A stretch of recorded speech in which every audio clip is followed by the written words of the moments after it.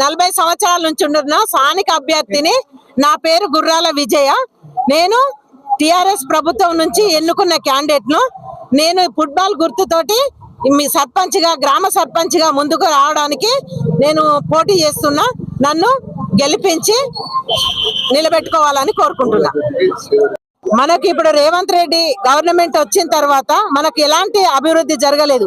6 గ్యారంటీలు ఇచ్చిండు. 6 గ్యారంటీలలో ఒక్కటి కూడా అమలు చేయలేదు.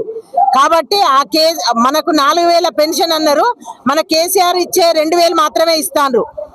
మనకు గృహిణికి 2500 ఇస్తా అన్నారు. అది ఇప్పటి వరకు వాళ్ళు అమలు చేయలేదు. మనకి 4000 ఇస్తా అన్నారు. ఆ 2000 ఉన్నారు. వాళ్ళు ఇస్తా అన్న 6 గ్యారంటీలలో ఏది ఒక్కటి అమలు చేయలేదు.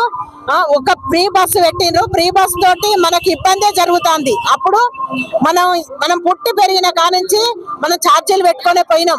ఏ రోజు మనం ఫ్రీగా పోవాలని చూడలేదు. ఇప్పుడు ఫ్రీగా పోవడం వల్ల మనకు ఆడవాళ్ళని కూడా చూస్తలేరు, చిన్న పిల్లలను ఉన్నారని కూడా చూస్తలేరు, సీట్ ఇవ్వట్లేదు. అప్పుడైతే మనకు మహిళలకు గౌరవం ఇచ్చి బస్సులో లేచి నిలబడ్డారు.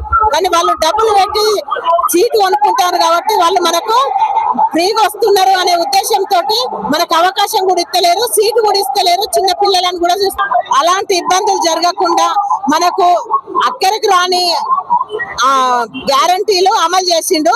అక్కడికి వచ్చేటి పక్కన పెట్టిండు. మనకు రుణమాఫీ కూడా చేస్తా అన్నారు. రుణమాఫీ 25% కూడా చేయలేదు. అలాంటి అమలు చేయని ప్రభుత్వాన్ని కోరుకుందామా?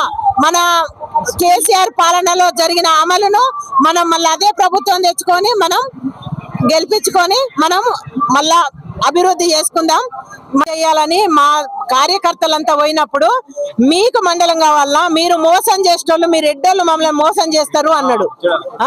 అలాంటి శ్రీహరి ఇప్పుడు వచ్చి మల్కాపూర్ ను మండలం చేస్తా అంటాడు. ఒక చిల్పూర్ మండలం అయిన తర్వాత ఇప్పుడు మల్కాపూర్ మండలం చేయడానికి సాధ్యపడుతుందా? మీరు అది ఒక్కటి దృష్టిలో పెట్టుకొని సర్పంచ్ అభ్యర్థికి వచ్చి ప్రచారం చేసే టైంలో మండలం చేస్తా అంటున్నాడు. అది సాధ్యమవుతుందా? ఒక్కసారి మీరందరూ ఆలోచించి వాళ్ళ కాంగ్రెస్ ప్రభుత్వం నుంచి నిలబెట్టిన క్యాండిడేట్ ని కాకుండా మమ్మల్ని గెలిపించి మాకు సపోర్ట్ చేయాలని కోరుకుంటున్నా. ఉద్దర గ్యారంటీలను నమ్మకండి. గ్యారంటీలు ఏమి ఇయ్యకుండా మనకి ఏం ఫస్ట్ మాట్లాడకుండానే మనకు అన్ని అమలు చేసిన కేసీఆర్ ను నమ్ముకోండి. కేసీఆర్ పాలన మళ్ళీ మనం తెచ్చుకోవాలి. మన గ్యారంటీలను మనం అమలు చేసుకోవాలి.